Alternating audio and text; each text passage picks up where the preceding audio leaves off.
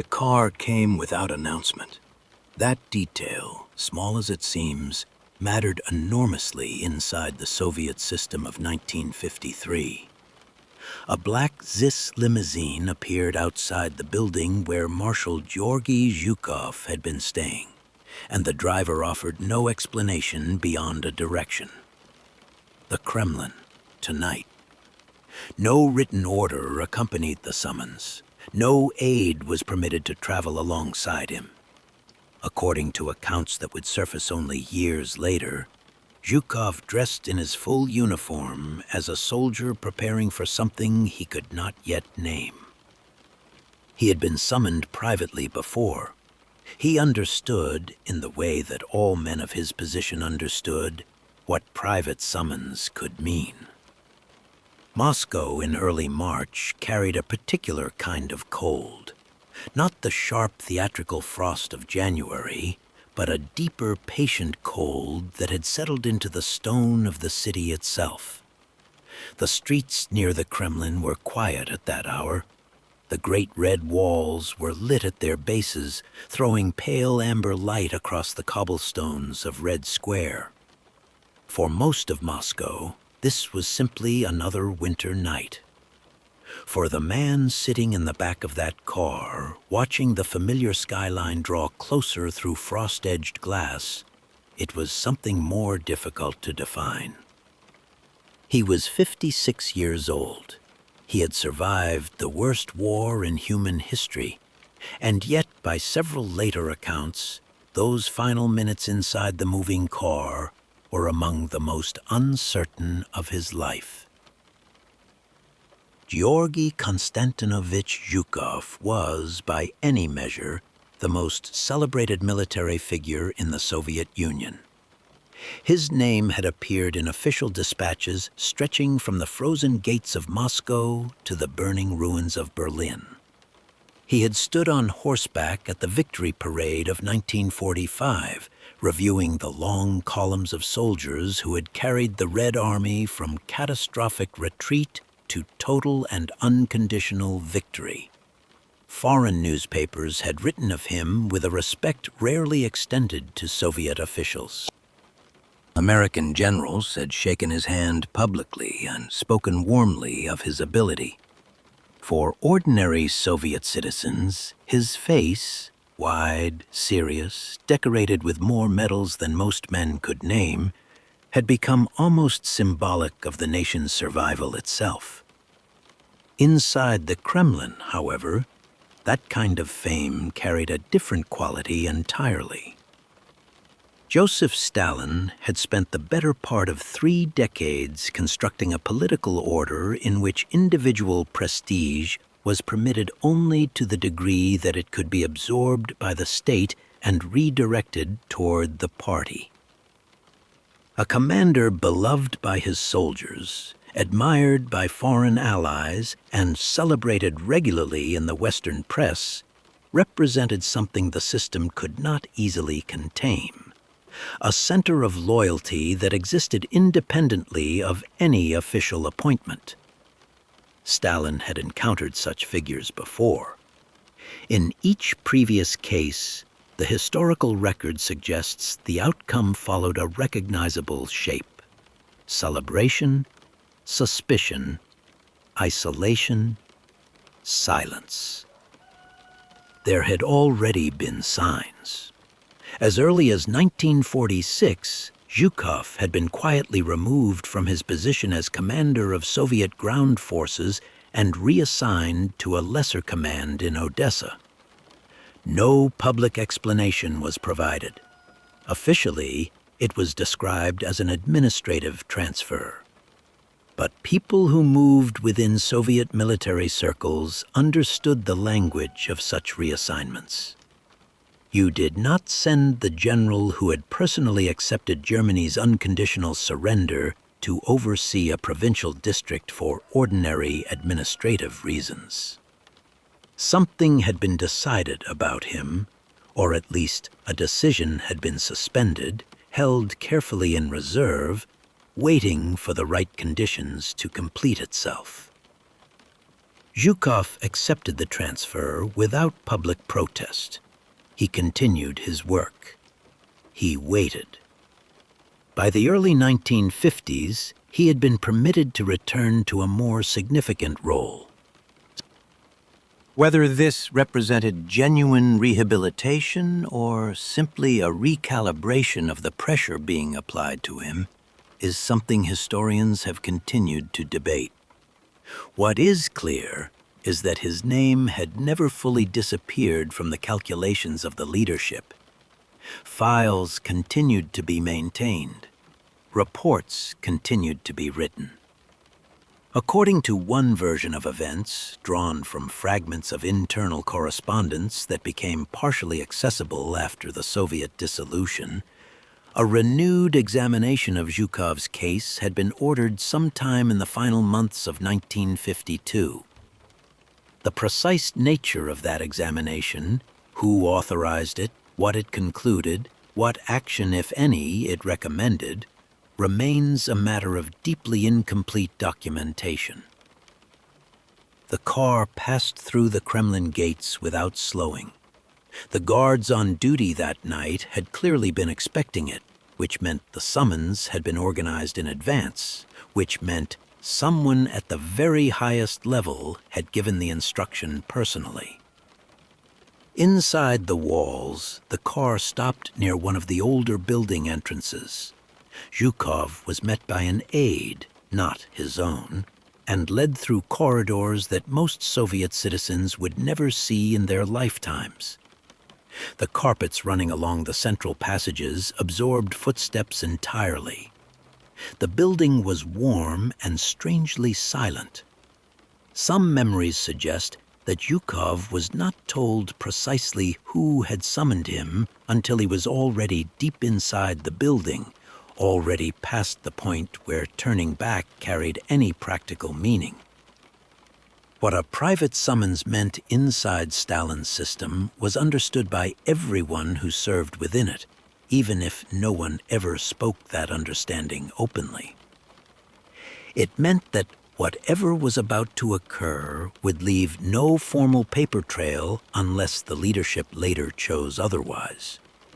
No appointment existed in any official diary. No secretary had recorded the meeting in a log.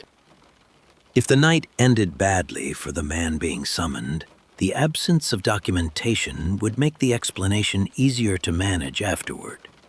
If it ended without incident, the absence was simply how such matters were handled at this level of the government. Either outcome was compatible with the same empty record. That ambiguity was not an oversight. It was the architecture of the thing. It was, in its quiet way, the point. Zhukov entered the room where Stalin was waiting. The door closed behind him. What passed between the two men in the minutes and hours that followed would never be entered into any official registry, never confirmed by any document bearing an authorized seal. Only fragments would eventually survive, in private memoirs, in conversations recalled decades later by people who had been told pieces of the story secondhand, in the careful inferences of historians who had learned to read the Soviet record not only by what it contained, but by what it had chosen to omit.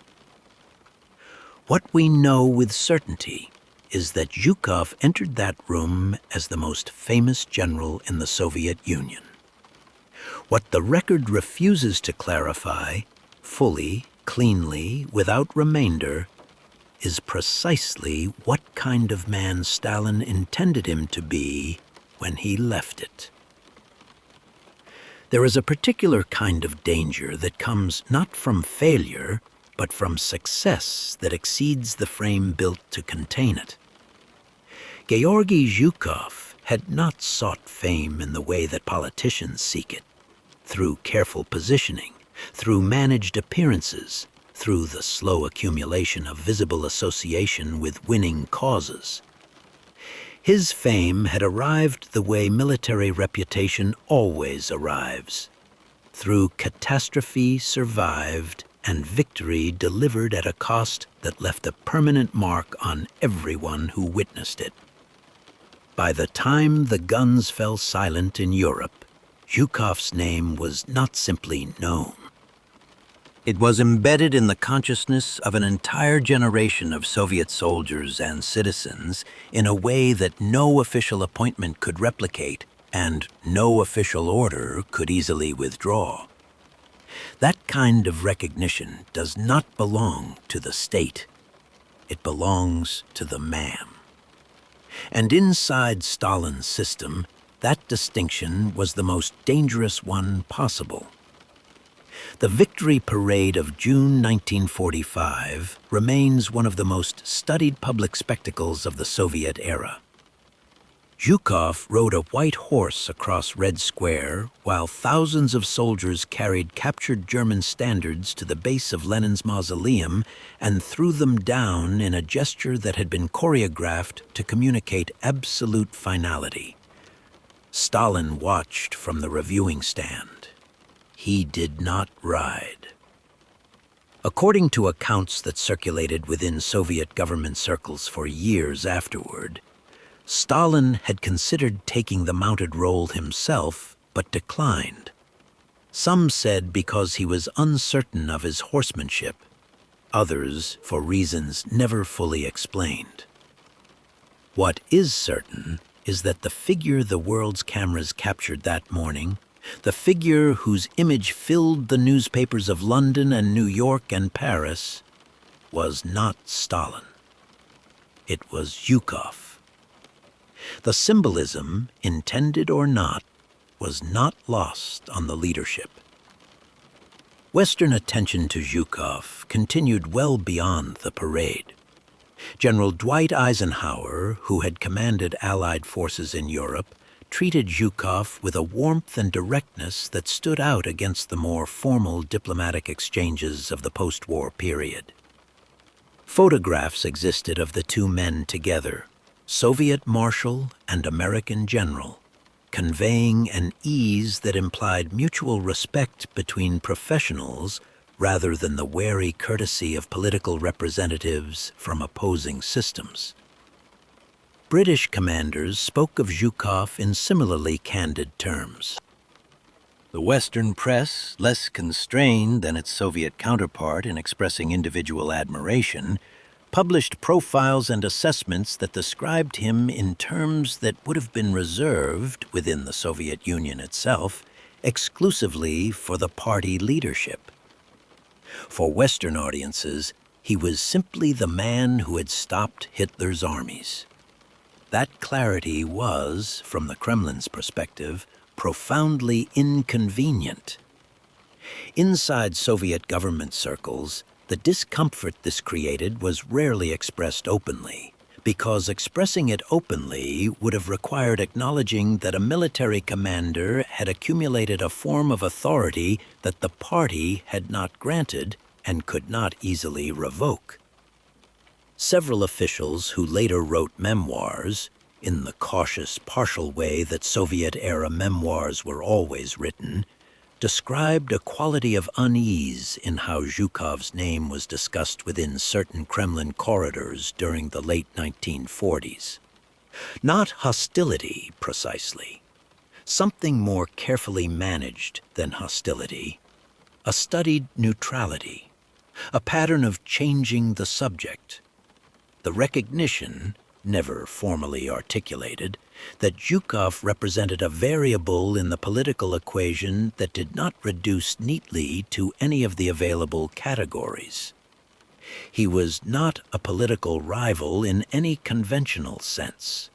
He had never formed a faction, never cultivated a court, never been observed maneuvering for position in the way that the inner circle maneuvered. His power was simply there, structural, historical, resting on something that predated any official appointment and would survive the removal of any official title.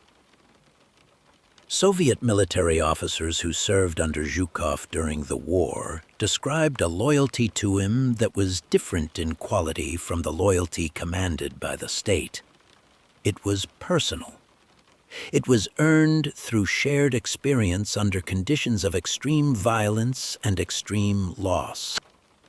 Soldiers who had fought at Leningrad, at Stalingrad, at Kursk, and along the terrible westward roads to Berlin did not love Zhukov because they had been instructed to. They loved him because he had been present, visible, demanding, and seemingly indestructible during the years when the country itself had come closest to ceasing to exist. That quality of feeling, distributed across hundreds of thousands of men who still wore uniforms and carried weapons, was precisely what made a beloved general so structurally unlike any other kind of public figure. A popular writer could be discredited. A celebrated scientist could be reassigned. A decorated general with the unquestioned loyalty of the army was something the system had developed its most severe instruments specifically to address. What made Zhukov's situation particularly delicate was that none of what made him dangerous required any deliberate act on his part. He had not plotted. He had not spoken against the leadership. By all available evidence, he had continued to conduct himself as a professional military officer who understood the boundaries of his role. But the logic of Stalin's political universe did not require intent. It required only the existence of a condition that could become a problem, and then it required the elimination of that condition before it had the opportunity to develop further in an uncontrolled direction. Tukhachevsky had not plotted either, according to most serious historical analysis. Pavlov had simply lost a battle under catastrophic circumstances. The precedents Stalin had established across 2 decades of governance made no special exception for innocence or good intention. They established only that certain configurations of power and prestige, once recognized, were not permitted to continue indefinitely.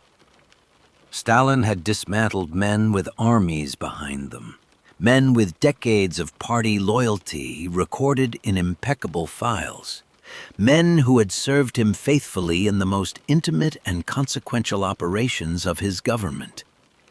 He had done it quietly, and he had done it completely, and each time the official record had been adjusted to reflect whatever version of events the leadership found most useful. Zhukov was more famous than any of them. The history of what happened to men like him inside this system was not encouraging.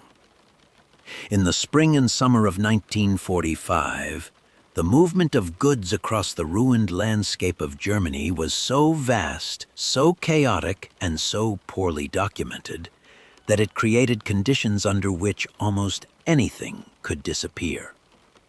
Entire factories were dismantled and shipped eastward. Libraries were packed into crates. Museum collections, private collections, industrial equipment, and personal property of every conceivable kind flowed through the Soviet military administration in a torrent that outpaced any system designed to record it accurately.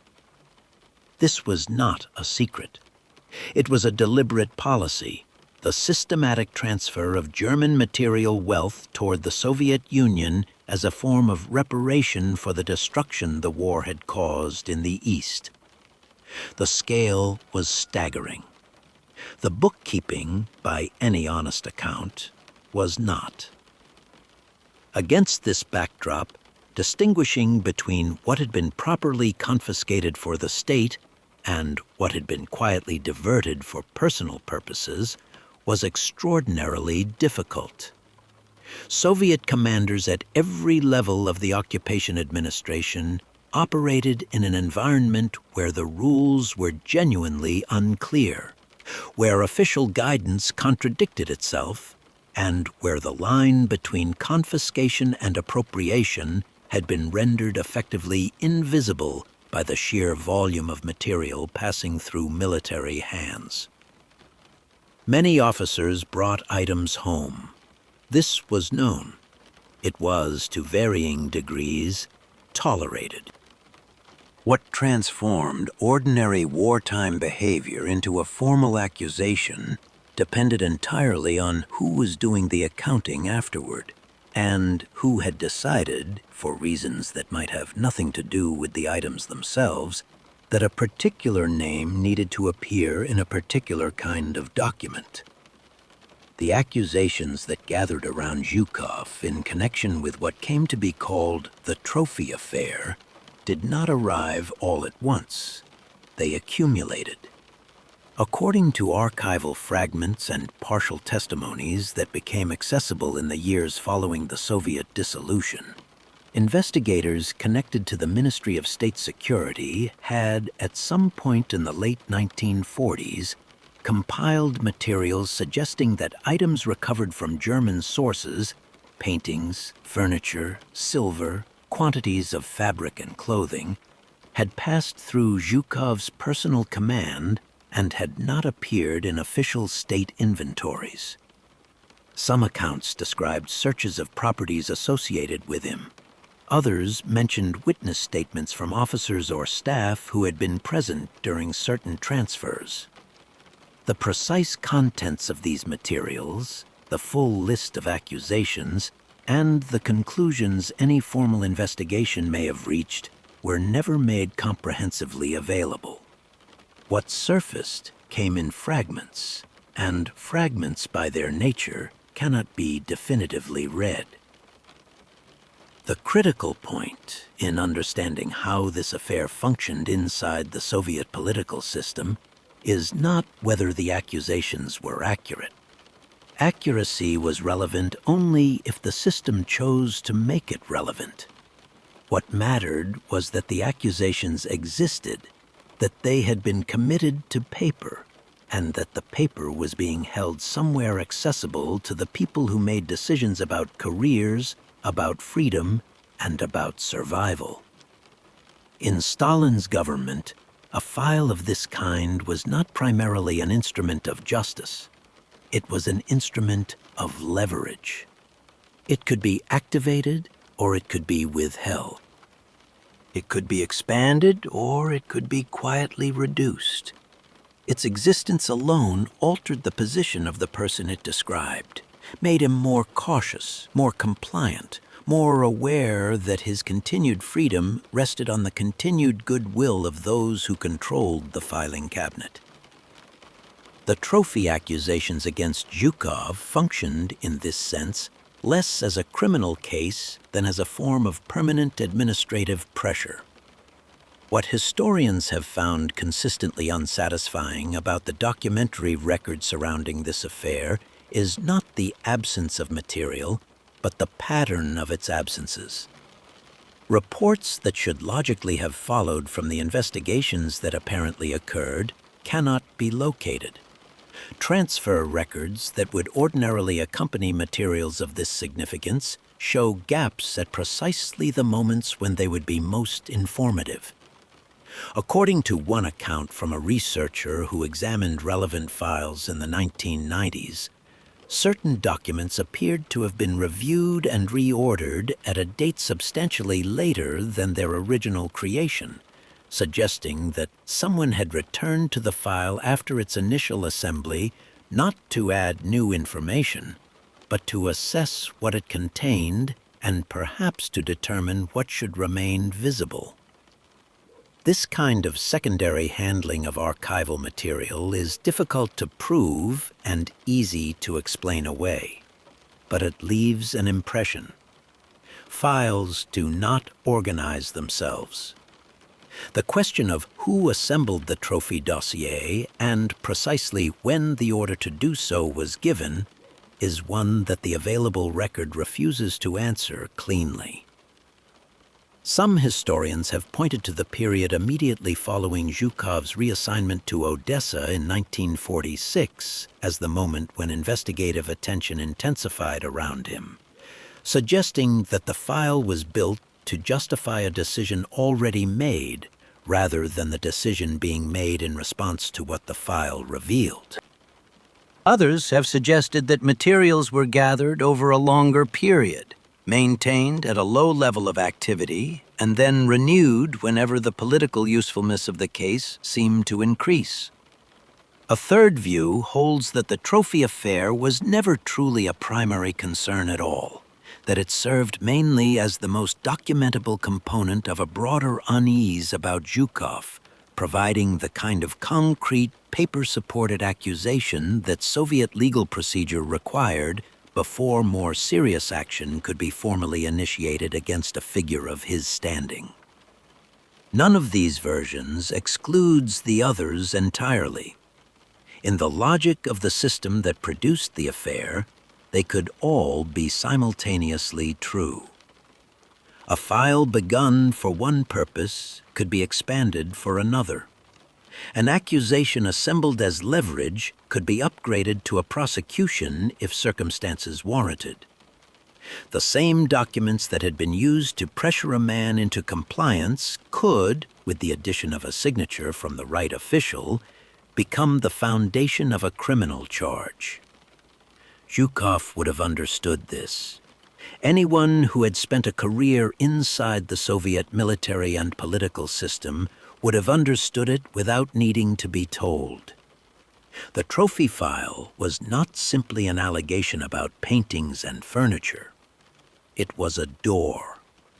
And sometime in the final weeks of February 1953, according to the accounts that would later emerge in fragments and whispers and the careful hesitations of people who had been close to the machinery of it, someone had decided that the time had come to consider opening that door all the way. Berlin in the summer of 1945 was a city that existed in two states simultaneously. On the surface, it was rubble, miles of it, gray and dusty and still faintly smelling of smoke, interrupted by the occasional intact facade standing alone like a tooth remaining in a broken jaw. Beneath that surface, in the requisitioned buildings and temporary headquarters of the four occupying powers, a different kind of city was already taking shape. Meetings were held. Toasts were raised. Commanders who had spent years trying to destroy the same enemy now sat across tables from one another and attempted the strange social negotiation of becoming, if not allies in any durable sense, then at least colleagues in the administration of a shared and complicated victory. It was in this environment, temporary, oddly intimate, loosened by the particular relief that follows catastrophic violence, that Georgy Zhukov and Dwight Eisenhower found each other, and found, apparently, that they got along. The warmth between them was visible enough to be documented by multiple witnesses. Eisenhower later wrote about Zhukov with a directness and personal regard that distinguished his comments from the cautious diplomatic language normally applied to Soviet counterparts. He described the Soviet marshal as a soldier's soldier, practical, direct, capable of candor in a way that surprised him. Zhukov, by the accounts of those present at joint functions during the occupation period, responded to Eisenhower's informality with something that observers described as genuine ease. They had conversations that went beyond protocol. They drank together. At certain official ceremonies, they stood close enough that photographers captured them with the relaxed posture of men who were not performing friendship for an audience, but were simply, in some limited and professionally grounded way, experiencing it. In the context of the emerging Cold War, those photographs would acquire a significance their subjects almost certainly had not considered at the moment they were taken. For ordinary observers in the West, such images communicated something straightforward and even reassuring. Evidence that the men who had actually fought the war could recognize one another across ideological boundaries, could find common ground in the shared experience of command and loss. For the apparatus of Soviet state security, the same images communicated something considerably more complicated. Zhukov had not been photographed shaking hands with a minor liaison officer or exchanging pleasantries with a foreign military attaché at a formal reception. He had been photographed in what appeared to be genuine personal warmth with the supreme commander of the Western Allied forces in Europe, a man who would, within a few years, become the most prominent military figure in the United States and a central symbol of Western opposition to Soviet expansion. The timeline of Eisenhower's subsequent career was not, of course, visible in 1945. But the record of the relationship was already being made, and records once made could be read in different ways at different moments by different people with different purposes. Soviet intelligence services maintained reporting on the activities and associations of senior military and political figures as a matter of routine institutional practice. This was not exceptional or even particularly secret. It was simply how the system monitored itself. According to one version of events that has circulated among historians who have examined fragments of Security Ministry documentation from the post-war period, summary reports describing Zhukov's interactions with Western commanders during the Berlin occupation were compiled and forwarded through appropriate channels as a standard procedure. The precise contents of such reports, if they existed in the form described, have never been made fully available.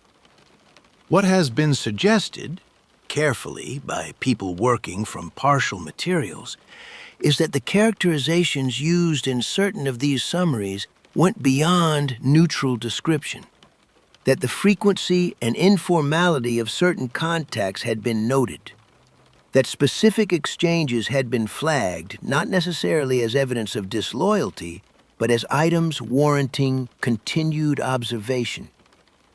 Warranting continued observation was a phrase within the Soviet security vocabulary that carried considerable weight. It did not constitute an accusation. It did not imply a conclusion. It simply meant that a door had been left open, that the subject's file would continue to receive contributions, that future behavior would be measured against the pattern already recorded, and that the accumulating record would be available to whoever might eventually need to make use of it. For Zhukov, almost certainly unaware of the specific language being used in documents he would never be permitted to read, the relationship with Eisenhower was simply a professional connection formed under unusual circumstances, the kind of human contact that war, with its brutal suspension of ordinary social barriers, occasionally produced. That it was being translated somewhere in the gray filing rooms of Soviet state security into a different kind of narrative entirely was not something he could have known with any certainty. What made this thread of suspicion particularly difficult to defend against was precisely its intangibility. The trophy affair, whatever its evidentiary weaknesses, at least concerned specific objects that could theoretically be located and examined. The question of Zhukov's relationships with Western commanders was made of something altogether more resistant to rebuttal. Impressions, atmospheres, the invisible content of conversations that had taken place in rooms now empty and across a city now divided.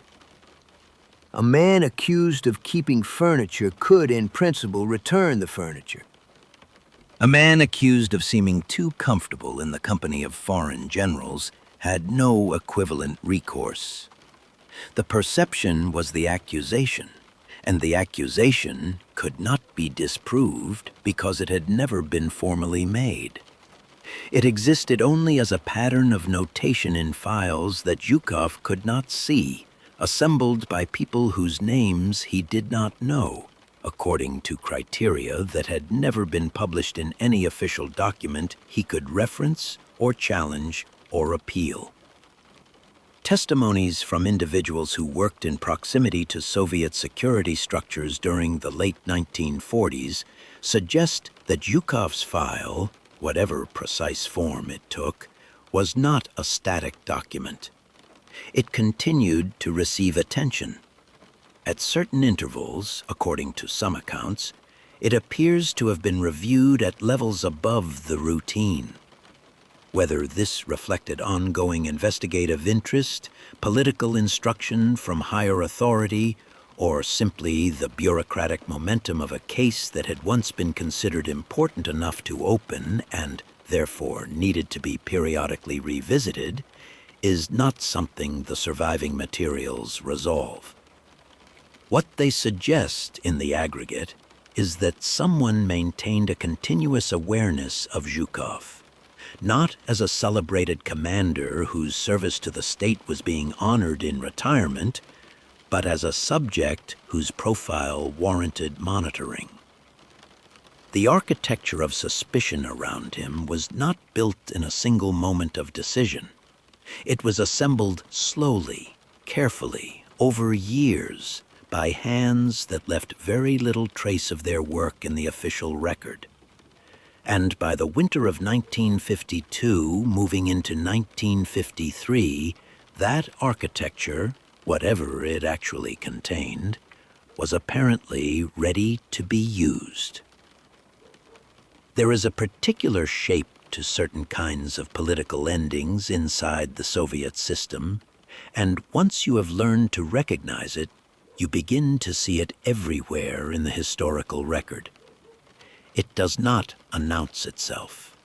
It does not arrive with dramatic suddenness. It moves slowly through administrative channels, accumulating the texture of routine procedure until the moment arrives when routine procedure is no longer what it is. By that point, the outcome has usually been decided. What remains is only the paperwork. Mikhail Tukhachevsky had been, in the middle years of the 1930s, the most prominent military theorist in the Soviet Union.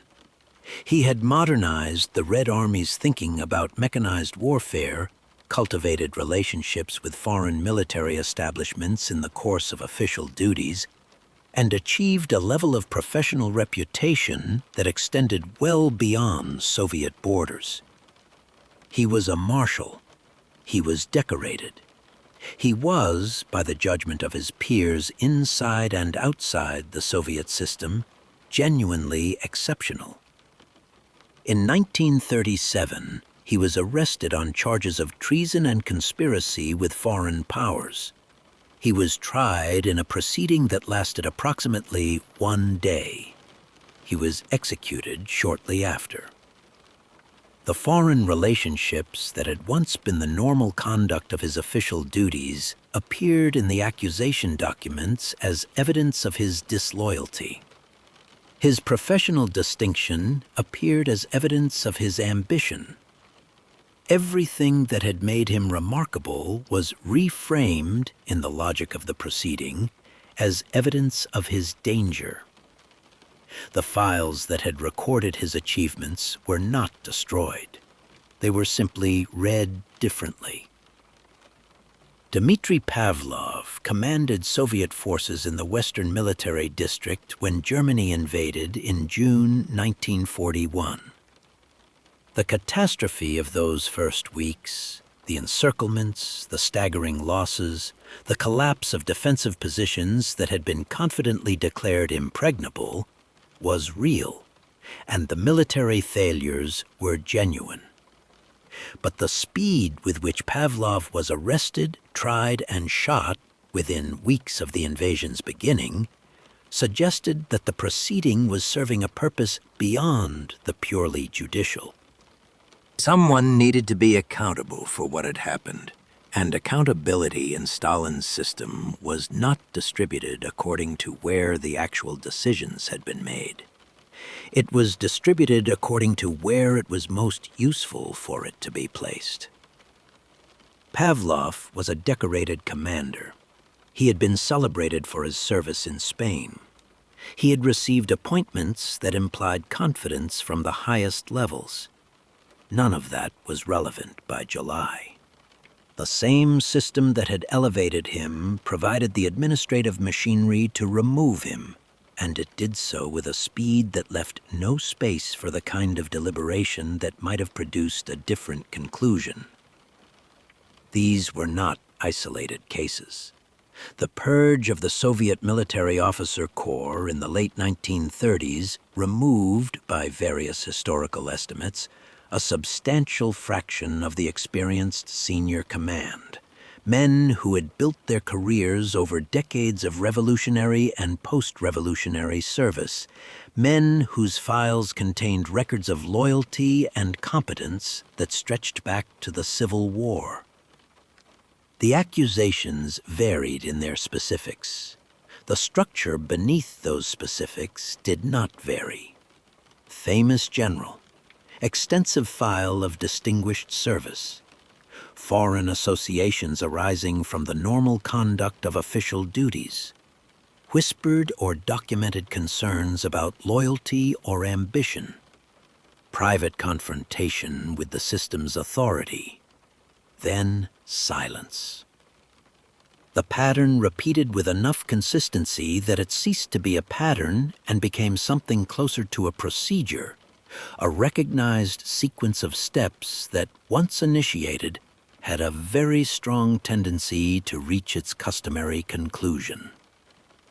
What made the pattern so durable was that it did not require the accusations to be true. It required only that they be coherent, that they fit together into a narrative that, when read by the people who needed to approve the final step, did not produce obvious contradictions demanding further investigation. The Soviet legal and security apparatus had, across 2 decades of operation, become extremely skilled at producing coherent narratives from materials of varying reliability. A surveillance summary here, a transcript of a conversation that may or may not have occurred as recorded, a witness statement from someone who had reasons of their own for providing it, items from a private residence that had been inventoried under circumstances never fully described. Together, these fragments did not constitute proof in any rigorous sense, but they constituted a file. And a file, in the hands of the people who managed such things, could become whatever was needed. By the late winter of 1952, moving into 1953, the elements associated with Georgy Zhukov's case bore a resemblance to this pattern that was, at minimum, uncomfortable to contemplate. A general of extraordinary fame, wartime prestige that had created an independent center of loyalty within the armed forces, documented warmth toward Western commanders, accusations concerning the improper handling of material goods, a renewed period of investigative attention, and now, in early March of 1953, a private summons to the Kremlin, unannounced and undocumented, for a conversation that no official diary would record. Whether Stalin had recognized the pattern and was following it consciously, or whether the pattern had simply reassembled itself around Zhukov through the ordinary institutional momentum of the system Stalin had built, is not a question the historical record answers directly. What the record does confirm, quietly and without editorial comment, is that the pattern was there. Every element of it, in the correct sequence, and that the men it had previously described had not, as a rule, gone on to have long and distinguished subsequent careers. No official transcript of the meeting exists. This is the first fact, and it is worth holding clearly before everything else, because the absence of documentation at this level of the Soviet government was not an administrative oversight. Meetings between Stalin and senior officials were recorded when Stalin chose to have them recorded.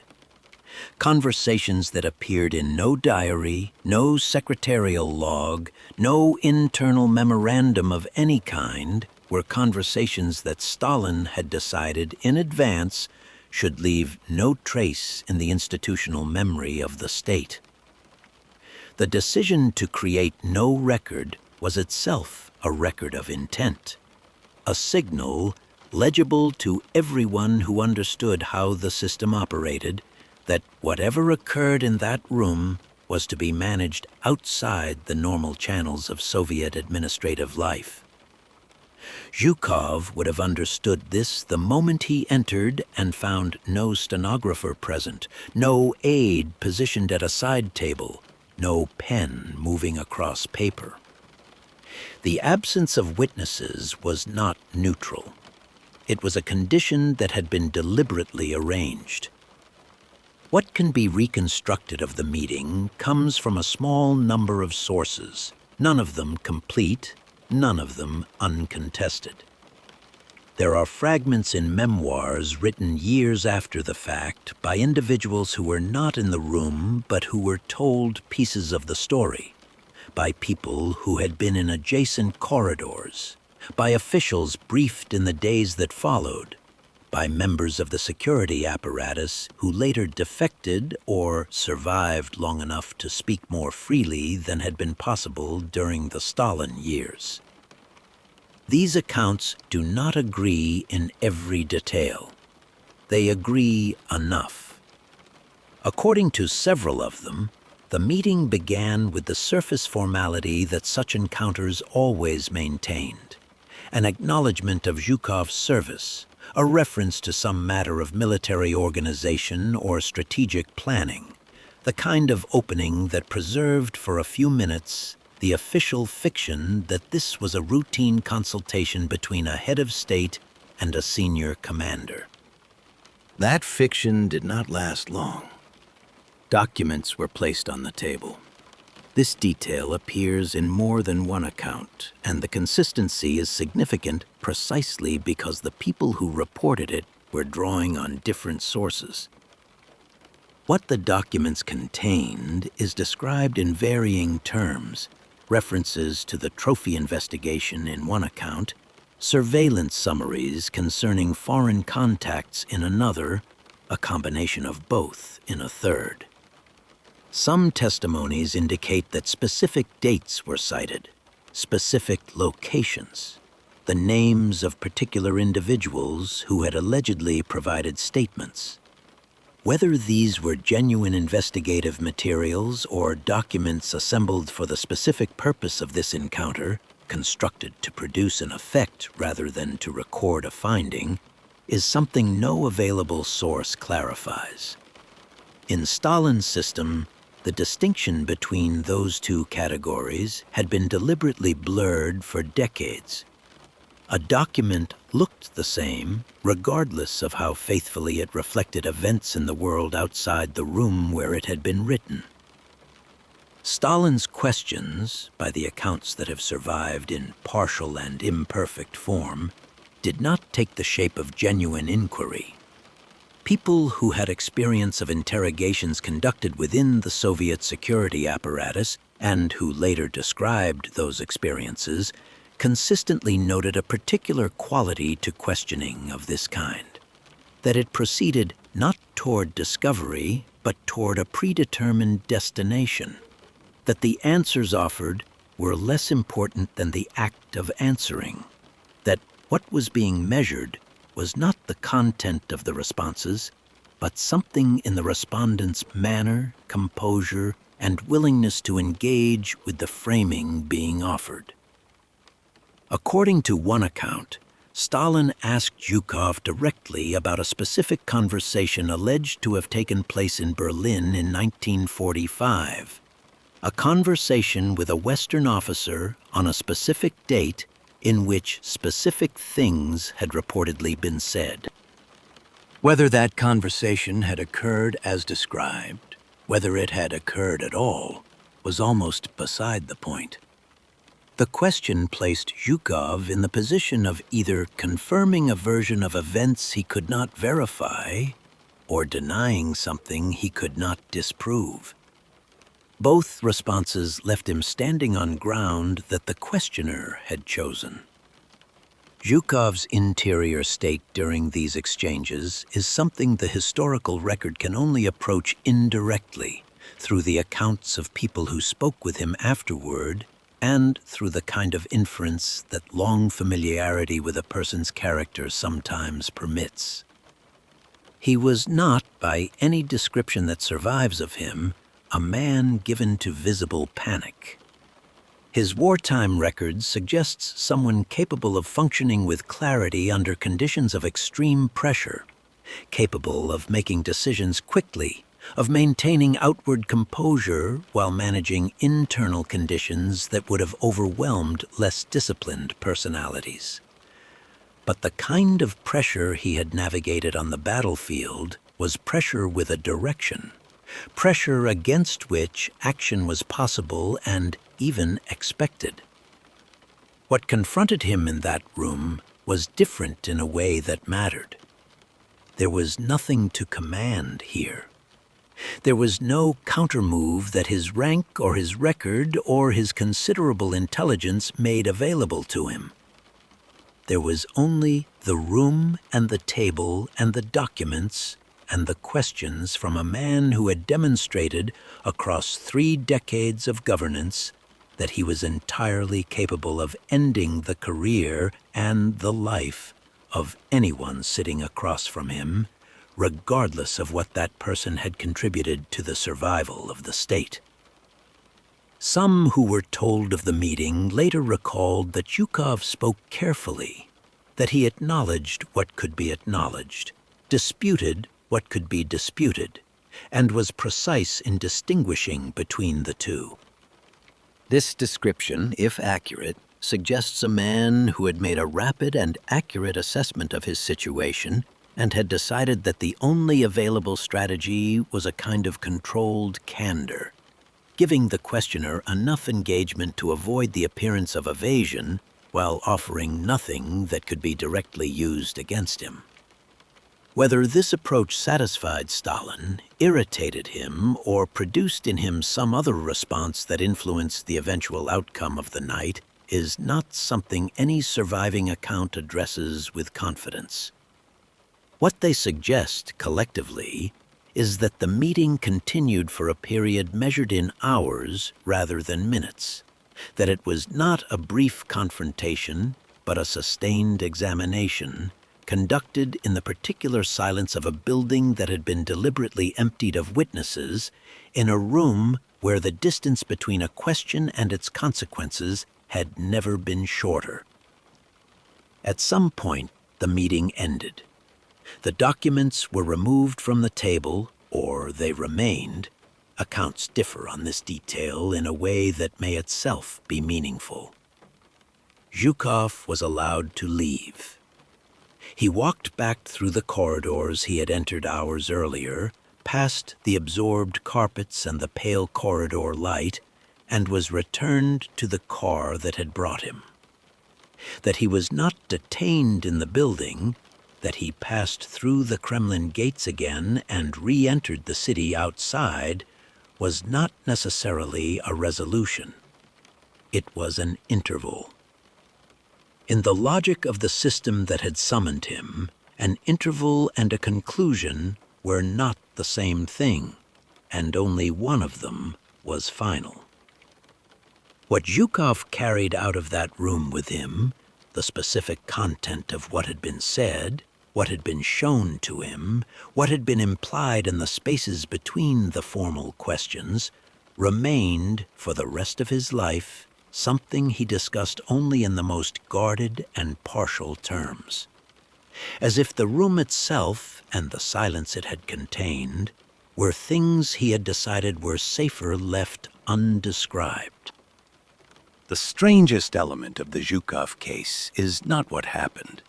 It is what did not happen, and the specific shape of that absence. In a system as procedurally thorough as Stalin's security apparatus, a system that had demonstrated across decades of operation a remarkable institutional capacity for completing what it began, the failure to formally initiate action against a target whose file had been assembled, reviewed, and apparently brought to the point of readiness represents an anomaly that the available historical record has never satisfactorily explained. Anomalies of this kind in the Soviet context are rarely accidental. They are rarely the product of administrative oversight or bureaucratic delay. When a mechanism as practiced as the one Stalin had built stopped short of its customary conclusion, the interruption almost always had a cause. Finding that cause in the absence of documentation that was either never created or subsequently removed requires working backward from the gap itself. According to certain historians who examined archival fragments in the years following the Soviet dissolution, materials consistent with a preliminary indictment or formal arrest authorization connected to Zhukov existed at some point in the relevant Security Ministry files. The precise form these materials took and the precise moment at which they were prepared is not something the surviving record establishes with clarity. Some researchers have described what appear to be references to such a document in secondary materials, summaries, transfer logs, correspondence that mentions a case file without fully reproducing its contents.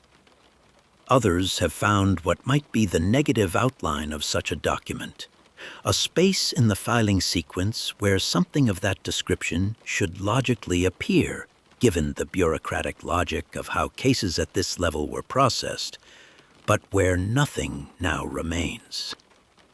Whether the document was drafted and then deliberately withheld, drafted and then physically removed from the file at some later point, or never completed despite reaching an advanced stage of preparation, is a question the materials decline to answer. What makes the gap particularly difficult to interpret is that it sits at the intersection of several competing explanations, each of which is individually plausible and none of which excludes the others. The first and most straightforward possibility is that the meeting itself was the test, that Stalin had not yet made a final decision about Zhukov's fate and was using the private confrontation to assess something he could not evaluate from a file alone. Perhaps it was the manner of the man under questioning. Perhaps it was the specific content of certain answers. Perhaps it was something less definable, a quality of bearing or of nerve, or of the particular kind of controlled composure that Stalin, who had conducted many such assessments over many years, may have found either reassuring or, in its own way, interesting. In this reading, the absence of a formal charge was not an interruption of the process, but the process itself reaching its provisional conclusion. The meeting ended without arrest because the meeting had produced, for reasons Stalin never recorded, a result that made arrest unnecessary, at least for the moment.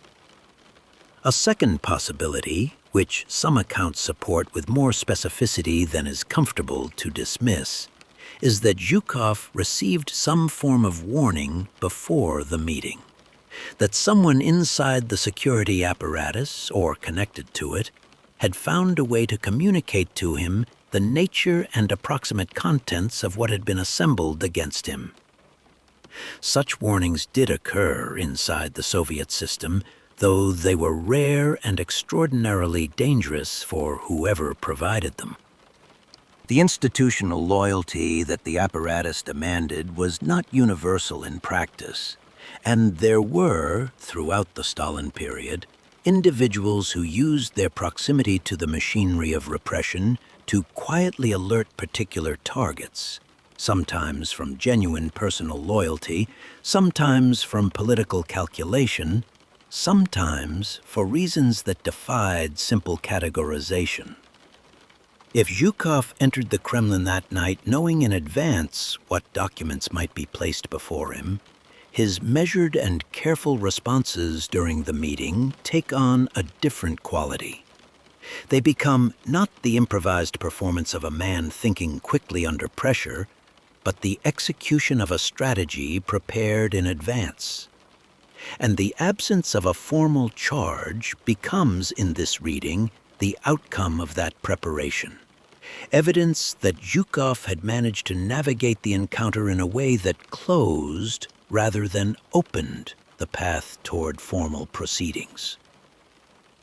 The third possibility is the one that is most difficult to assess because it requires attributing to Stalin himself a form of hesitation that his historical record does not obviously support, but does not entirely contradict either. By early 1953, Stalin was 73 years old. People who observed him during this period described a man whose physical condition had noticeably declined, whose concentration, according to some accounts, was uneven in ways it had not been earlier, whose judgment in certain matters seemed to those closest to him to be operating under strains that had not previously been visible. A classified report supposedly mentioned, in language that later analysts have found suggestive, that Stalin's participation in certain decision processes during this period was less predictable than it had historically been. Whether this amounted to genuine cognitive deterioration or simply the normal variability of an aging man under enormous institutional pressure is not something the medical materials, fragmentary and politically shaped as they are, can resolve.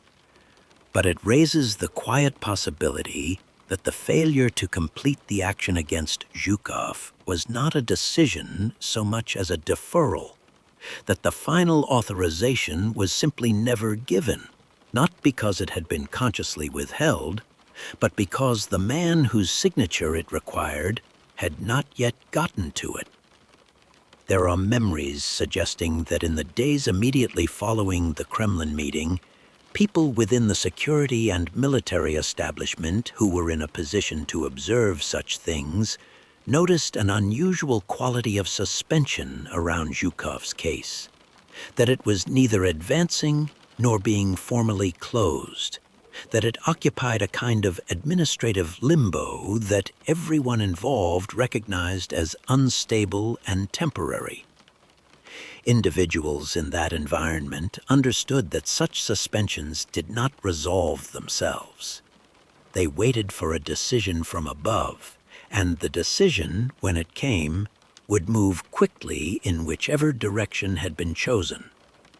The waiting, in this sense, was its own form of pressure, a condition designed to maintain maximum uncertainty in the subject and maximum flexibility for the authority that had created it. What the record preserves, in the end, is only the gap, the space where a formal charge should be, or might be, or perhaps once was, and is no longer. Gaps of this kind in Soviet-era archives are not uncommon. They appear wherever a case touched something sensitive enough that its documentation required management after the fact. But there is a particular quality to the gap in Zhukov's materials that several researchers have remarked upon without being able to fully articulate why it feels different from other administrative absences of a similar kind. Perhaps it is the timing, the fact that the suspension of action against him was followed within days by an event so significant that it permanently altered the conditions under which all such decisions were being made. Perhaps it is the completeness of the gap which is too clean to feel entirely accidental. Or perhaps it is simply the knowledge of what the gap contains, a decision that was approaching its conclusion and then, for reasons that may never be fully recoverable, stopped exactly where it was at the last possible moment, as if whatever force had been driving it forward had simply and suddenly ceased to exist. He walked out. That is the entirety of what the official record confirms about the end of the meeting, and it is, in its own way, the most significant sentence in this entire history. He walked out of the room, back through the corridors, past the guards who had admitted him, and through the Kremlin gates into the cold Moscow night. No one detained him. No one followed him to the car. The ZIS was where it had been left, the driver waiting without expression, the engine presumably cold after the hours that had passed since it had last run. Zhukov got in. The car moved. The Kremlin walls receded behind the rear window. Whatever had been decided in that room, or whatever had been left for the moment undecided, had produced this outcome, which was the outcome of a man returning to the city he had entered alive and returning from it the same way. The hours between leaving the Kremlin and the following morning are not documented in any official source. What exists instead are fragments, reported conversations, half-remembered exchanges, the kind of material that survives not in archives, but in the memories of individuals who were told something or who observed something and who carried it for years before finding a context in which to set it down. According to one account that has been cited by historians working on the late Stalin period, Zhukov contacted a small number of people he trusted in the hours following the meeting. Not to explain what had happened, the specifics, by all indications, he kept to himself, but in the way that a person sometimes needs to establish contact with known faces after an experience that has fundamentally altered their understanding of their own position in the world. What he reportedly said in these conversations was not extensive. Some accounts suggest he described the meeting as serious. Others indicate he used a word closer to dangerous, without elaborating on what he meant by it. There are memories suggesting he told at least one person that he had not been certain during some portion of the encounter of how the night would end, that he had entered the building understanding the theoretical risk of a private Kremlin summons and had left it with that theoretical risk converted into something he could no longer pretend was merely theoretical. Whether he said this directly or whether it was inferred by the people he spoke with, from the quality of his voice or the particular silences in what he chose not to say, is not something the accounts clarify. People who knew Zhukov consistently described him as someone who communicated a great deal through restraint, whose understatements carried more information than most men conveyed through direct speech. What a man does with the hours following an experience of this kind is not something history usually records, because history records events, and this was, formally, the absence of an event. Nothing had happened. A meeting had occurred and then concluded. A car had made a return journey through quiet streets. A marshal had gone back to wherever he was staying, and the city had continued its ordinary business around him, indifferent, as cities always are, to the private reckonings taking place inside the buildings it contains.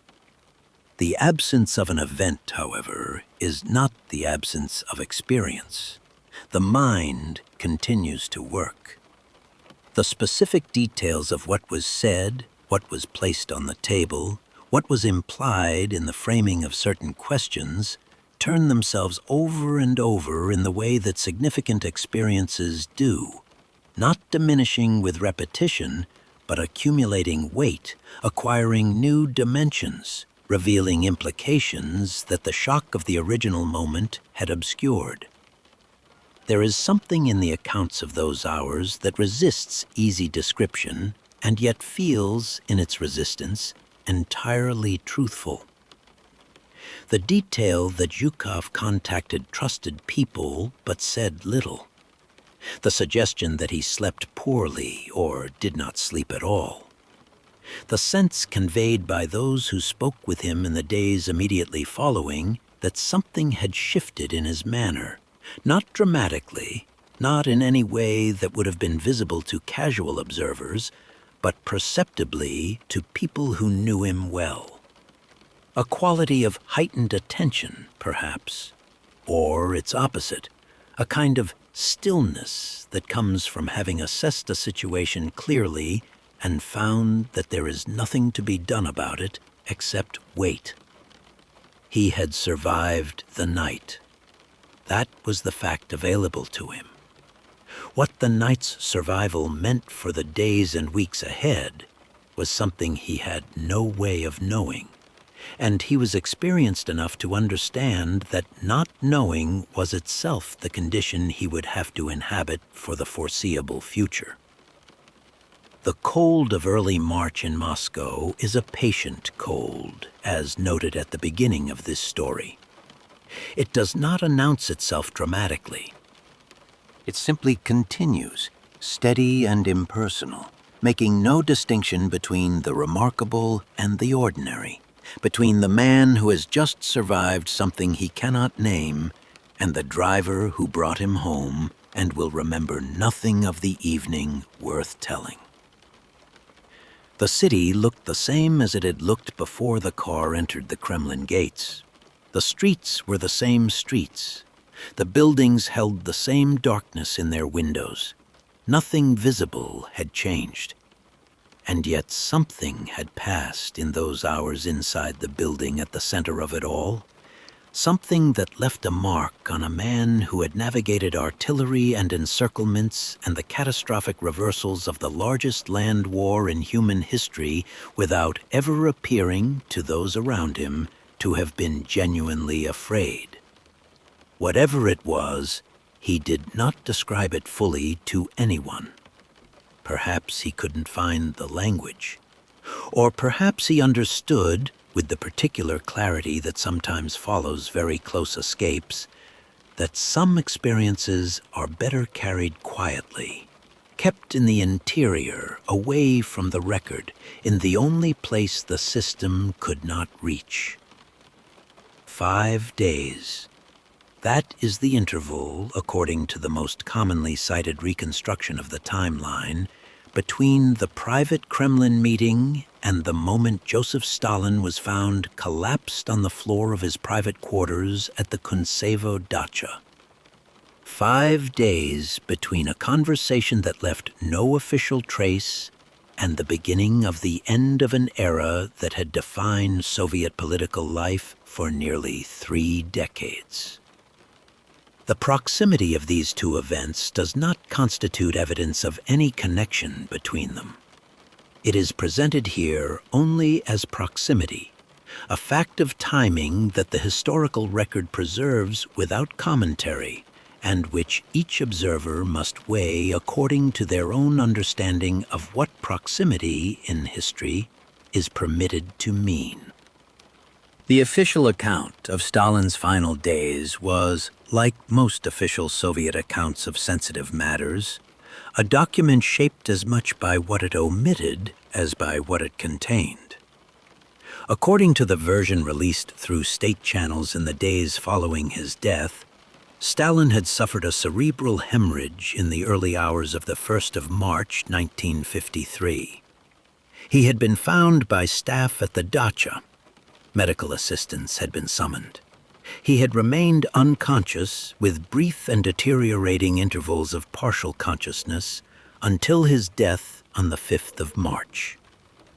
The account was clinically framed, appropriately grave, and organized to convey the impression of a natural medical event managed with appropriate seriousness by the people around him. It was, as a piece of official communication, entirely coherent. The details that did not align with this account began to emerge only gradually over years and decades through the memoirs of individuals who had been present or proximate: bodyguards, household staff, members of the inner political circle who would themselves later become rivals or casualties of the succession struggle. What these accounts collectively suggested was a timeline considerably more complicated than the official version had indicated. Stalin had been alone in his private quarters for an extended period, many hours by some estimates, before anyone entered to check on him. This was unusual. His household operated according to strict routines, and his failure to appear at expected times would ordinarily have prompted attention much sooner. According to several accounts, the guards and staff at the dacha were aware at some point during the night that something was wrong, but did not act, could not act, or felt they could not act without authorization from political figures who were not immediately reachable or who, when reached, did not immediately instruct that doctors be called. The delay in summoning medical assistance has been estimated, across various accounts, at somewhere between several hours and the better part of a night. The range of estimates reflects the genuine uncertainty of the sources, but the existence of a meaningful delay is not seriously disputed by serious historians. What is disputed is its explanation. The most straightforward interpretation is that the culture of fear Stalin had cultivated so successfully over so many years had turned back on him at the worst possible moment, that the people closest to him were simply too frightened of the consequences of acting without authorization to act at all, even when action was clearly necessary. In this reading, the delay was the ironic and tragic outcome of a system designed to ensure that nothing happened without the leader's approval, now operating in the one circumstance where the leader himself was incapable of providing it. A second interpretation, which has been discussed in historical literature with varying degrees of directness, suggests that the behavior of certain senior political figures during those critical hours deserves more careful examination than the official narrative encouraged. Beria, Malenkov, Khrushchev, and others were contacted or made aware of Stalin's condition at points that different accounts place at different moments in the timeline. Their responses, what they instructed, what they delayed, what they prioritized in the hours before formal medical intervention was organized, are described in the available sources with enough variation to make a fully reliable reconstruction impossible. Some accounts suggest that certain individuals arrived at the dacha and assessed the situation before doctors were present. Others indicate that the sequence of arrivals and instructions followed a pattern that is difficult to explain as purely reactive. A classified report supposedly mentioned in materials that became partially accessible many years later that the interval between the first awareness of Stalin's condition among his inner circle and the arrival of qualified medical personnel was longer than any innocent explanation would comfortably accommodate. A third version, quieter and less documented than the others, appears in a small number of testimonies from individuals at the periphery of these events.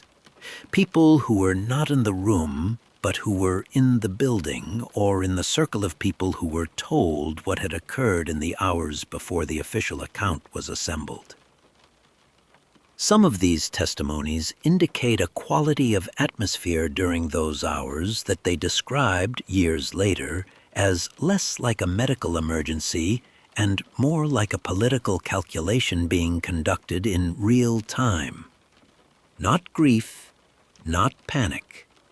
Something more deliberate, more carefully managed, the behavior of people who understood that what was happening represented not only a personal loss, but a structural transformation of enormous consequence, and who were already, in those first hours, beginning to position themselves within the new landscape that was taking shape. Whether such positioning involved active decisions about the timing or nature of medical intervention, or simply the kind of instinctive political alertness that these particular individuals had spent their careers developing, is something the available record does not clarify. What is certain is that Stalin did not recover.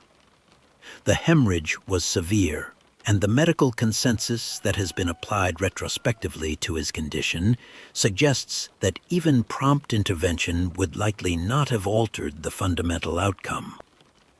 The 5 days between his collapse and his death on the 5th of March were days of staged deterioration, of medical bulletins that communicated managed information to a country waiting in a particular kind of suspended anxiety, the anxiety of people who had spent their entire adult lives inside a system organized around a single man's authority and who could not fully imagine, in the abstract, what came next. On the morning of the 6th of March, the announcement was made. Stalin was dead. The system he had built and the dangers it had been creating for any number of people, including Georgy Zhukov, did not die with him. But the hand that had been directing those dangers with the greatest precision and the greatest personal authority was stilled, permanently and without appeal. The interval that had begun with a private meeting inside the Kremlin walls and that had passed through 5 days of uncertain suspension had arrived, finally, at a conclusion. Not the conclusion that the logic of the meeting had appeared to be moving toward. A different one entirely.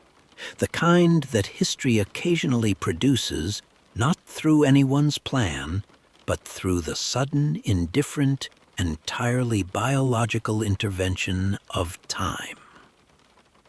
The announcement of Stalin's death on the morning of the 6th of March, 1953, reached different people in different ways, and what it meant depended entirely on where you were standing inside the architecture of Soviet power when it arrived. For ordinary citizens, it produced a grief that was, by most accounts, genuine, conditioned by decades of enforced reverence, perhaps, but not therefore entirely artificial. For the men who occupied the inner circles of the party and the security apparatus, it produced something more complicated and considerably less sentimental. It produced opportunity. And opportunity, for men of that particular formation, was not something to be contemplated at a respectful distance. It was something to be moved toward immediately, before anyone else had fully grasped the dimensions of what had changed. Lavrenti Beria moved first and most visibly. He had controlled the security apparatus for years with a thoroughness that made him simultaneously the most feared and the most well-informed man in the Soviet government, a combination that, in the hours following Stalin's death, translated directly into a kind of operational advantage. He knew where the files were. He knew what was in them. He knew, better than almost anyone alive, which individuals carried vulnerabilities and which carried leverage, and he had spent considerable effort over many years ensuring that the balance of that knowledge tilted consistently in his favor. In the immediate aftermath of Stalin's death, Beria began what can only be described as a rapid repositioning of the pieces available to him, releasing certain prisoners, canceling certain investigations, making certain gestures of liberalization that were calibrated to present him as a reformer while simultaneously consolidating his control over the machinery that had conducted the repression in the first place. It was an elegant maneuver, and it was understood by the people watching it for exactly what it was. Georgy Malenkov positioned himself as Stalin's formal successor in the governmental structure, assuming the role of chairman of the Council of Ministers in the immediate reorganization that followed the death. His claim rested on proximity.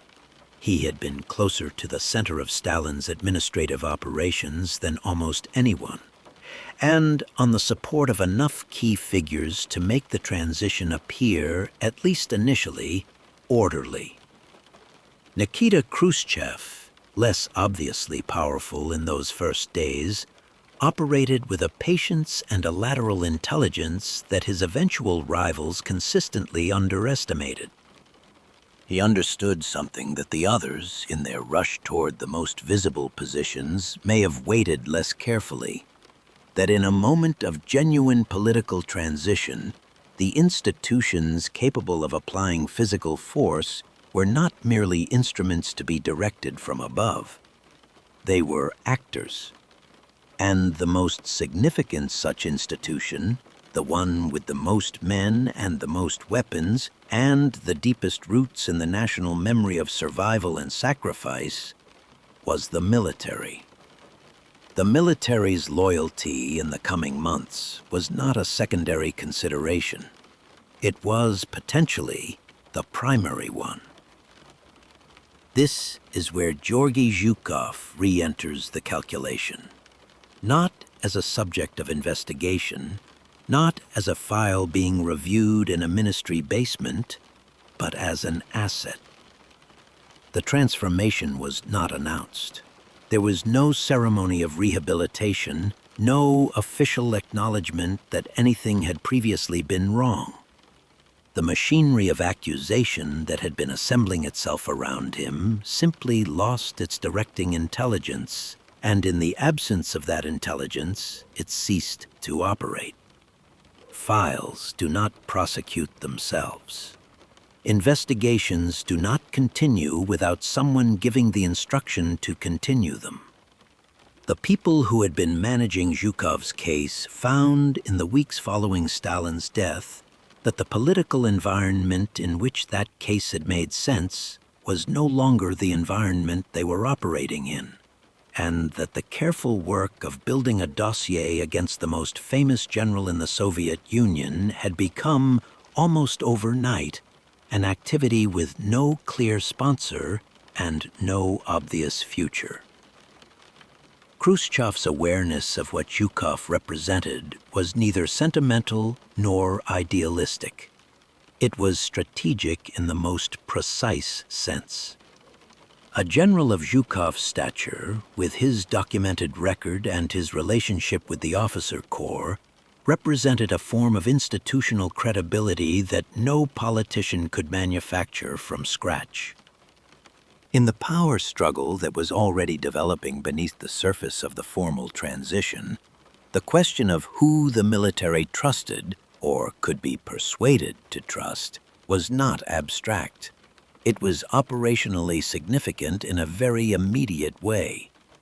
If the succession produced a conflict that reached a point of physical confrontation, as the competition between Beria and the others appeared increasingly likely to do, then the orientation of senior military commanders was not a background condition. It was the deciding factor. Khrushchev was not the only person in the inner circle who understood this, but he was, by the available evidence, the one who acted on it most effectively. The arrest of Beria in June of 1953, one of the most dramatic single events of the post-Stalin transition, was accomplished in part through the direct participation of military officers. The precise operational details of how the arrest was organized have been described in various accounts, some of which involve Zhukov directly, and some of which are more equivocal about his specific role. What the event demonstrated regardless of precisely who did what in which room, was the principle that had been implicit in the power struggle from the beginning, that in a system where formal institutional authority had just lost its organizing center, physical force was the ultimate arbiter, and physical force belonged to the military. Beria, who had spent years accumulating leverage over almost everyone in the Soviet government, had apparently not fully accounted for the possibility that the men with the most guns might not, in the final moment, take direction from the man with the most files. Zhukov's trajectory in the years immediately following was not a simple story of restoration.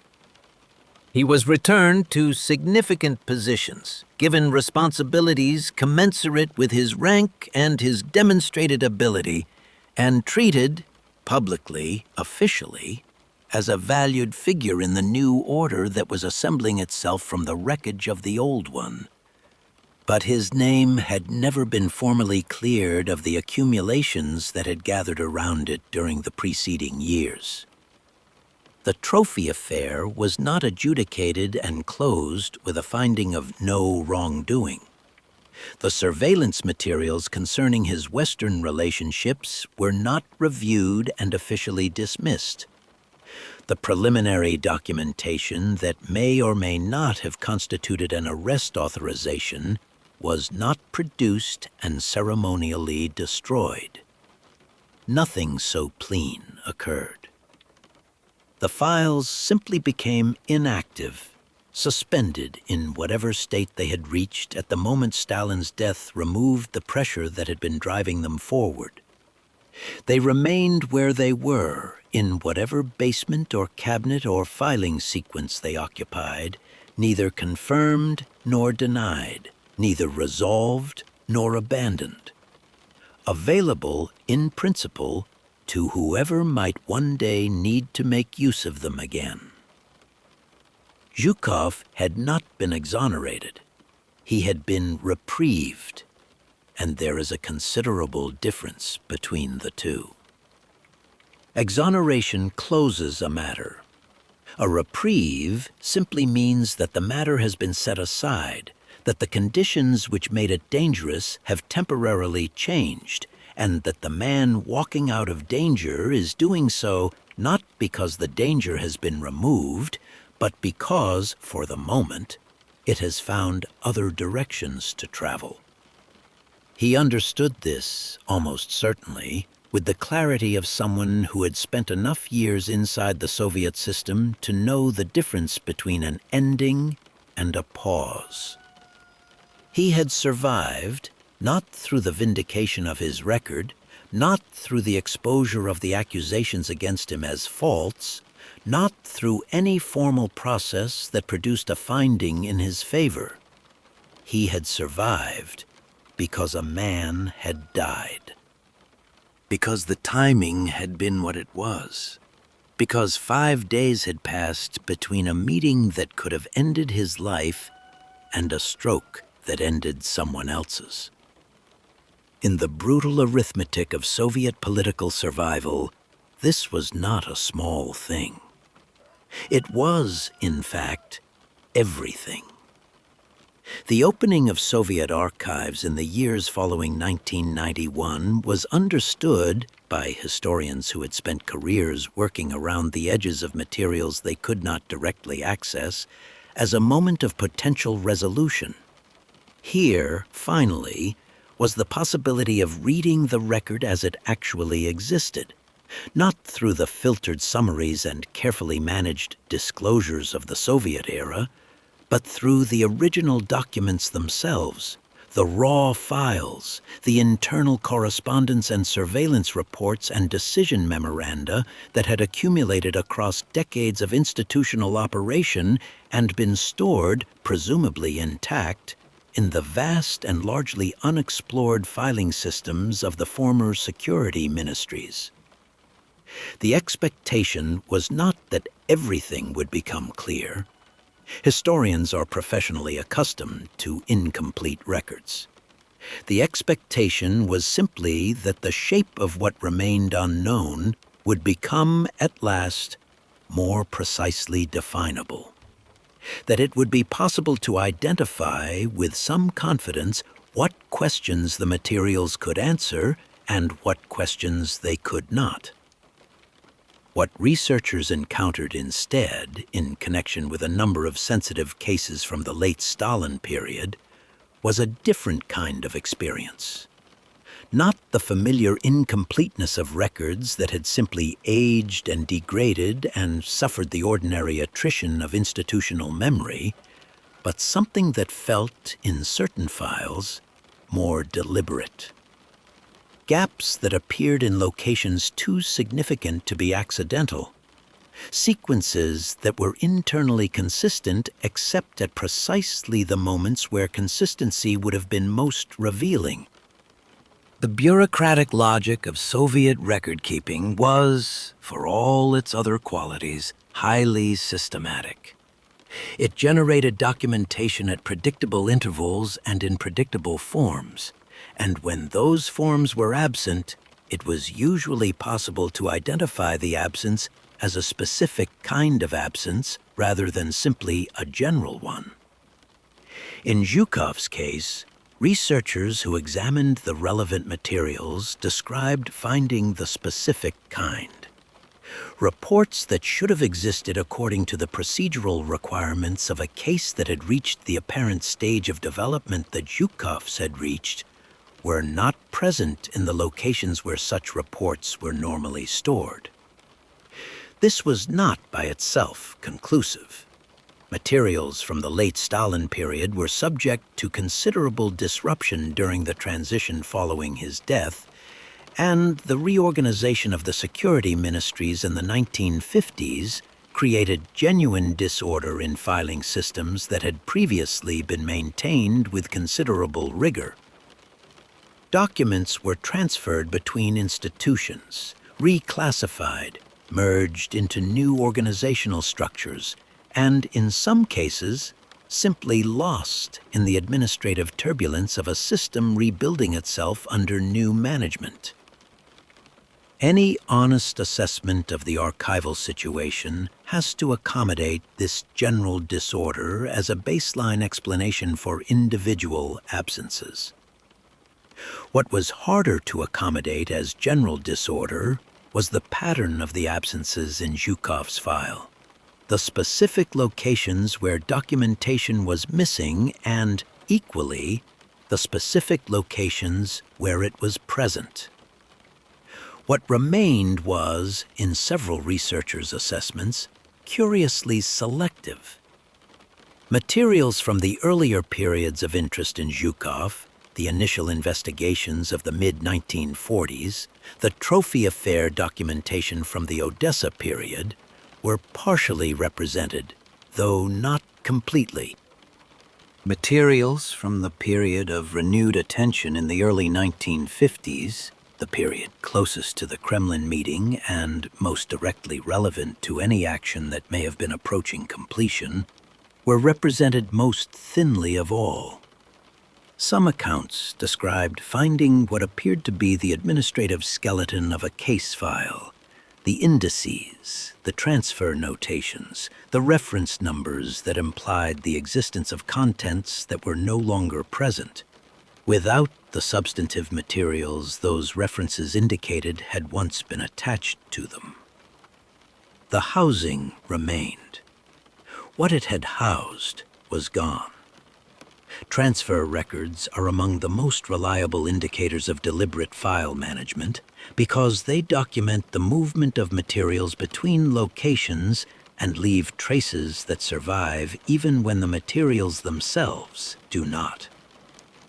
In Zhukov's case, certain transfer notations in the relevant sequences showed characteristics that at least two researchers described in separate accounts published years apart as unusual. The notations existed, but were incomplete in ways that normal administrative procedure would not produce. Missing signatures, absent dates, reference numbers that did not correspond to any receiving record in the institutions they named. According to one account from a historian who spent several years working in post-Soviet security archives, a small number of documents in adjacent files contained handwritten marginal notations that appeared to have been added at a date significantly later than the documents themselves. Annotations that referenced Zhukov's materials in terms suggesting an active review process, without providing any indication of who was conducting the review or on whose authority. The question of when the most sensitive materials disappeared is one that the surviving record addresses only indirectly through implication rather than direct evidence. The chaos of the transition period following Stalin's death provides one plausible window. A moment when the security apparatus was simultaneously losing its directing authority, being reorganized under new leadership, and being extensively reviewed by individuals who had strong personal reasons to understand what the files contained. Beria himself, in the brief period between Stalin's death and his own arrest, conducted what appears to have been a rapid and extensive examination of sensitive case materials, releasing certain prisoners, closing certain investigations, and, by some accounts, removing or destroying certain documents whose continued existence he considered dangerous. Whether Zhukov's materials were among those that received Beria's personal attention in those weeks is not something the available evidence confirms or denies with any finality. A second window exists several years later, in the period following Khrushchev's consolidation of power and his decision to formally rehabilitate a significant number of Stalin-era victims. The rehabilitation process required engaging with the files of the people being rehabilitated, assessing what they contained, determining what could be officially reviewed and what required different handling.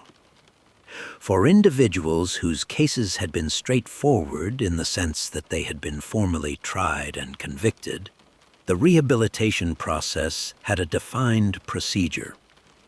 For individuals like Zhukov, whose case had never been formally initiated and therefore had no official legal status, the question of what to do with the accumulated investigation materials was considerably less clear. There is no official record of a decision about Zhukov's pre-arrest file during this period.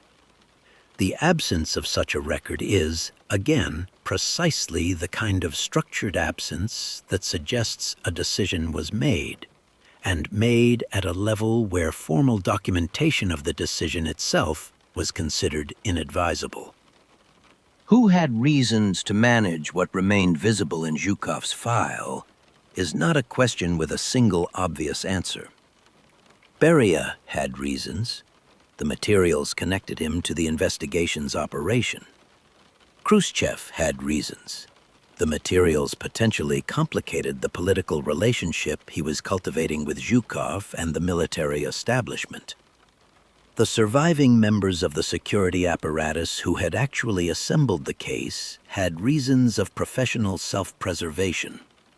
Even Zhukov himself, had he ever gained access to the materials, would have had reasons, though there is no evidence that he ever did, and some suggestion that he preferred, in the manner of a man who has survived something he cannot fully name, not to examine too closely the documentation of how close the thing had come. What the archives preserved in the end was not the story. It was the shape left behind by the story's removal, the outline of something that had existed, been considered, been handled, and been made to be less than fully present in the record that remained, which is, in its own way, a form of evidence, not of any specific act, but of the consistent and unmistakable intention to ensure that certain questions, once they had been answered, would not remain answerable by anyone who came looking afterward. History has a way of preserving the questions it cannot answer in a form that outlasts every attempt to close them.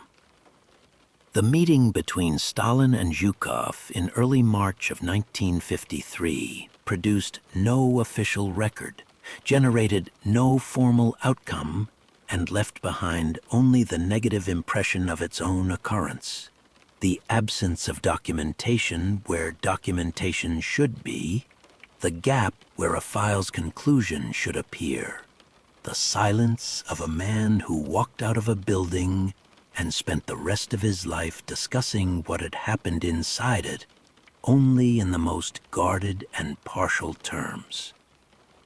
These absences are not incidental to the story. They are the story. They are what the story became once the people who had made it decided that its full form was not something they wished to preserve. The competing interpretations that have accumulated around those few days in early March remain, decades later, genuinely unresolved. Not in the way that minor historical questions remain unresolved through simple lack of attention, but in the deeper way that questions resist resolution when the materials required to resolve them have been managed by people who understood precisely what resolution would reveal. The first interpretation holds that Zhukov was days away from formal arrest, that the file was complete, the authorization was approaching, and that only the biological accident of Stalin's stroke interrupted a process that had developed its own institutional momentum and would otherwise have reached its customary conclusion. In this reading, Zhukov's survival was not a decision made about him. It was a decision that was never made because the person required to make it died before the paperwork arrived. The second interpretation is quieter and, in some respects, more unsettling. It suggests that the meeting itself represented something more ambiguous than a near arrest, that Stalin, for reasons that are not accessible in any available document, had not yet made a final determination about Zhukov, and that the private confrontation in the Kremlin was the instrument through which that determination was being sought. In this version, the meeting was less a prelude to a decision already made and more an attempt to reach a decision that the file alone could not produce. What Stalin was looking for in the room, what quality of response, what measure of the man, is not something that survives in any record. Whether he found it or failed to find it, or was simply interrupted before the finding could be translated into action, cannot be determined from what remains. The third interpretation involves the smallest number of words and the largest number of implications. It simply asks whether the 5 days between the meeting and the stroke were as empty as the official record suggests, whether the interval between those two events contained nothing beyond the ordinary routines of governance and the private reckoning of a man who had just survived a dangerous night. It does not answer the question. It does not need to. The question, once asked in the presence of everything that has been established in the preceding parts of this account, carries its own weight without requiring elaboration. The proximity remains. The documentation remains absent. The behavior of the men closest to Stalin in his final hours remains, in several critical respects, unexplained. These facts coexist without resolving into a conclusion, and the refusal of the evidence to produce a clean conclusion is itself, perhaps, the most honest thing the record has to offer. Georgy Zhukov lived until 1974. He survived Stalin by 21 years. He saw the system that had nearly consumed him transform, partially, unevenly, and incompletely, into something that permitted slightly more space for the private acknowledgement of what had occurred during the darkest periods of Soviet governance. He wrote memoirs, as decorated Soviet commanders of his generation were eventually permitted to do, carefully, with the characteristic restraint of a man who had learned at close range the difference between what could be said and what could be preserved. The meetings and confrontations and near escapes that had defined the most dangerous years of his career appeared in these memoirs in a form that was recognizably incomplete. Not falsified exactly, shaped. Managed with the particular skill of someone who understood that every word committed to paper existed in a context that extended well beyond the room in which it was written. What he knew about the night of the Kremlin meeting, what he had felt in that room, what had been placed on the table before him, what had passed between himself and the man who had built the system that surrounded and penetrated every dimension of Soviet life, he took with him when he died, in the way that certain kinds of knowledge can only be held by the person who was present for them. The accounts that survived him are the accounts of people who were told fragments, who observed the aftermath, who worked from inference and proximity and the particular literacy of individuals who had spent their careers learning to read Soviet institutional behavior. These accounts are valuable. They are also necessarily incomplete in ways that cannot now be repaired. The Kremlin still stands at the center of Moscow, its walls lit at their bases, its gates admitting and releasing the traffic of contemporary governance as they admitted and released the black cars of 1953.